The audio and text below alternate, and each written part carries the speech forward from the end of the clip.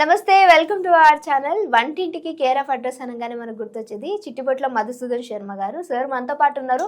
ఈరోజు మనకి ఎలాంటి చిట్కాస్ చేంజ్ చూసిపోతున్నారు అనేది సార్ని అడిగి తెలుసుకుందాం. నమస్తే సార్. నమస్తే సార్, మన ప్రేక్షకుల కోసం ఈరోజు మనం ఎలాంటి చిట్కాస్ మీరు చెప్పబోతున్నారు? దైనందిన జీవితంలో ఎదుర్కొనేటువంటి అత్యంత సర్వసాధారణమైన సమస్యలకి క్షేమదాయకంగా ఎలాంటి సైడ్ ఎఫెక్ట్స్ లేని అన్ని సైడ్ బెనిఫిట్స్ ఉన్నటువంటి ఔషధాలను ఎలా వాడుకోవాలో ఆ పద్ధతి ఎలాగో వివరాలు కూడా అన్ని నేను తెలియజేయడానికి రెడీగా ఉన్నానమ్మా.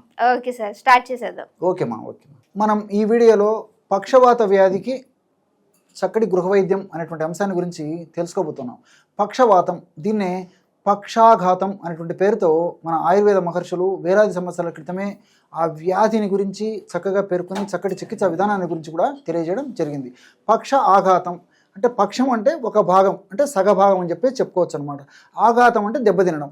శరీరంలో సగభాగం దెబ్బతిని చైతన్యరహితమయ్యి చైతన్యత్వాన్ని కోల్పోయినటువంటి పరిస్థితి ఏదైతే ఉందో దాన్ని పక్ష ఆఘాతం అనేటువంటి పేరుతో మన మహర్షులు తెలియజేయడం జరిగింది. దీన్నే మనం ఆధునికంగా హెమిప్లీజియా అనేటువంటి పేరుతో పిలుస్తూ ఉంటారనమాట. ఈ మధ్యకాలంలో ఈ సమస్య మరీ వేధించేటువంటి సమస్యగా మారిపోయింది.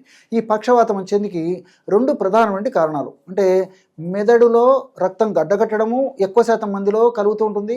అతి కొద్ది శాతం మందిలో మాత్రం మెదడులో రక్తనాళాలు చిట్టడం వల్ల కూడా ఈ యొక్క సమస్య కలుగుతూ ఉంటుంది అనమాట. ఈ యొక్క సమస్య కలిగినప్పుడు దేహంలో ఒక భాగంలో కుడివైపు కానీ ఎడమవైపు కానీ కంప్లీట్గా చైతన్య రాహిత్యం, అంటే చెయ్యి పడిపోవడము, చెయ్యి ఎత్తలేకపోవడము, స్పర్శహీనంగా ఉండడము, కాలు కూడా ఇదే సమస్య కలగడము, నడవలేకపోవడము, కూర్చోలేకపోవడము, నుంచోలేకపోవడము, అటు ఇటు తిరగడం ఇబ్బంది పడడము, అదేవిధంగా మాటకు సంబంధించినటువంటి స్పష్టత లేకపోవడము, మాట సన్నగిలిపోయేటువంటి పరిస్థితి ఏర్పడము, ఈ విధంగా రకరకాల సమస్యలు ఈ యొక్క పక్షవాతంలో కలుగుతూ ఉంటాయి అన్నమాట. ఈ యొక్క పక్షవాత సమస్య వచ్చినప్పుడు వైద్యులు సూచించిన మేరకు ఆ యొక్క ఔషధాలు వాడుకుంటూ ఇప్పుడు మనం చెప్పుకోబోయేటువంటి ఔషధాలను వాడుకోవడం వల్ల ఫలితాలు మరింత సమర్థవంతంగా శీఘ్రంగా వెంటనే వచ్చేందుకు అవకాశం ఉండడమే కాకుండా ఈ యొక్క సమస్య మరలా పునరావృతం కాకుండా కూడా ఇప్పుడు మనం చెప్పబోయేటువంటి ఈ యొక్క ఔషధాలు ఉన్నటువంటి రసాయన తత్వాలు, రసాయన గుణాలు సదా కాపాడుతూ సదా రక్షిస్తూ ఉంటాయన్నమాట. మరి ఈ యొక్క ఔషధాన్ని ఎలా తయారు చేసుకోవాలంటే కేవలము 3 పదార్థాలు. అవి ఏంటంటే ఆవాలు. చాలా ఆశ్చర్యపోతున్నారు కదా, ఆవాల్లో కూడా అంత అద్భుతమైనటువంటి శక్తి ప్రకృతి మాత నిక్షిప్తీకరించి మనకు ప్రసాదించడం జరిగిందనమాట. ఈ ఆవాలను చాలా కొద్దిగా మాత్రమే వేయించేసేసి మిక్సీలో వేసేసి పౌడర్ లాగా తయారు చేసేయాలి. గరుగ్గా పౌడర్ తయారైపోతుంది.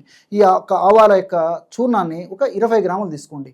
రెండవ పదార్థంగా శొంఠి చూర్ణం కూడా మనకు మార్కెట్లో దొరుకుతుంది. లేదంటే ఇలాంటి శొంఠి కొమ్ములు తెచ్చుకొని దంచుకొని చూర్ణంలాగా తయారు చేసుకుని కూడా వాడుకోవచ్చు. ఈ యొక్క శొంఠి చూర్ణాన్ని ఒక 20 గ్రాములు తీసుకోండి.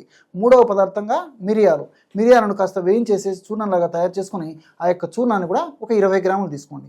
ఈ 3 పదార్థాలు కలపడం వల్ల 60 గ్రాముల ఔషధం తయారైపోయింది. ఈ యొక్క 60 గ్రాముల ఔషధం మనకు నెలకు సరిపోతుంది. మీకు క్యాలిక్యులేషన్ కూడా చెప్తాను చూడండి. రోజు ఉదయం 1 గ్రాము, ఆహారానికి ఒక అరగంట ముందు, రాత్రిపూట కూడా ఆహారానికి ఒక అరగంట ముందు 1 గ్రాము, రోజు 2 గ్రాముల చొప్పున ఈ యొక్క ఔషధాన్ని వాడుకోవాలి. తేనె వాడదైనటువంటి వాళ్ళందరూ కూడా కాస్త తేనె కలిపి తీసుకోవచ్చు. తేనె వాడకున్నటువంటి వాళ్ళు ఎవరైనా ఉంటే మరి గోరువెచ్చని నీళ్ళలో ఒక 50 ml గోరువెచ్చని నీళ్ళలో కలిపి కూడా తీసుకోవచ్చు. లేదంటే ఇదే యొక్క ఔషధాన్ని ఒక 50 ml గోరువెచ్చని పాలలో కలిపి కూడా తీసుకోవచ్చు. కాబట్టి ఎవరికి ఏ విధంగా అనుకూలంగా ఉండి ఏ పద్ధతిలో వాడితే వాళ్ళకి ఇబ్బంది ఉండదో ఆ పద్ధతిలో వాడుకొని ఆ యొక్క సమస్య నుంచి బయటపడవచ్చు. మరి ఆధునికంగా మనం ఆలోచన చేసినప్పటికీ ఆవాల్లో ఉన్నటువంటి ఈ సినిగ్రిన్, మైరిసిన్ అనేటువంటి రసాయన పదార్థాలు, అదేవిధంగా మిరియాల్లో ఉన్నటువంటి పెప్పరిన్ అనేటువంటి రసాయన పదార్థము, శొంఠిలో ఉన్నటువంటి షాగోలు, జింజరాలు, కుర్కుమిన్, సాలిసైలేట్స్ ఇలాంటి రసాయన పదార్థాలను కూడా ప్రత్యక్షంగా పరోక్షంగా మరి మెదడుకు శక్తినివ్వడమే కాకుండా మెదడు కణజాలం దెబ్బతిన్నప్పుడు ఆ యొక్క కణజాలను రెక్టిఫై చేయడమే కాకుండా మెదడుకు చక్కటి ఆక్సిజన్ కలుగజేసేసి మెదడును ఆరోగ్యవంతంగా చేసేందుకు మెదడులో ఉన్నటువంటి కణజాలాలని అదేవిధంగా మెదడులో ఉన్నటువంటి నరాలను కూడా శక్తివంతంగా చైతన్యవంతంగా చేసేసి చక్కటి ఆరోగ్యాన్ని కలుగజేసేందుకు ఈ పదార్థాలను కూడా ఉపయోగపడతాయి. అంతేకాకుండా ఈ పక్షవాతం వచ్చినటువంటి వాళ్ళలో మరి సరైనటువంటి చికిత్స జరిగినటువంటి పక్షంలో కూడా మతిమరుపు అనేటువంటి సమస్య కూడా కలుగుతూ ఉంటుందన్నమాట. మరి మనం ఈ యొక్క ఔషధంలో మిరియాలు ఇలాంటి ఔషధాలు వాడుతూ ఉన్నాం కాబట్టి ఈ మిరియాల్లో ఉన్నటువంటి పెప్పరిన్ అనేటువంటి రసాయన పదార్థం మెదడులో తయారయ్యేటువంటి హానికారకమైన పదార్థం అనేటువంటి అమెలాయిడ్ లాంటి ప్రోటీన్స్ను కూడా నిర్వీర్యం చేసి మరి మతిమరుపు రాకుండా ఉండేందుకు, అదేవిధంగా మేధాశక్తి, గ్రాహశక్తి, సంగ్రహణ శక్తి, ఆలోచన శక్తి ఇలాంటివన్నీ కూడా సమర్థవంతంగా ఉండేందుకు కూడా ఈ 3 పదార్థాలు కలిపి తయారు చేసుకున్నటువంటి ఔషధం చాలా చక్కగా ఉపయోగపడుతుంది. Thank you so much sir, చాలా మంచి ఇన్ఫర్మేషన్, అందరికీ యూజ్ అయ్యేటువంటి ఇన్ఫర్మేషన్. సో అది కూడా మన ఆయుర్వేదిక్లో చాలా న్యాచురల్గా చేసి చూపించారు కాబట్టి మీరు ట్రై చేయండి. ట్రై చేసిన తర్వాత మీ వాల్యుబుల్ కామెంట్ అనేది ఖచ్చితంగా కింద కామెంట్ చేయడం మర్చిపోవద్దు. ఇంకో వీడియోతో మళ్ళీ మీ అందరి ముందుకు వస్తాం. అప్పటి వరకు చూస్తూనే ఉండండి అవర్ ఛానల్.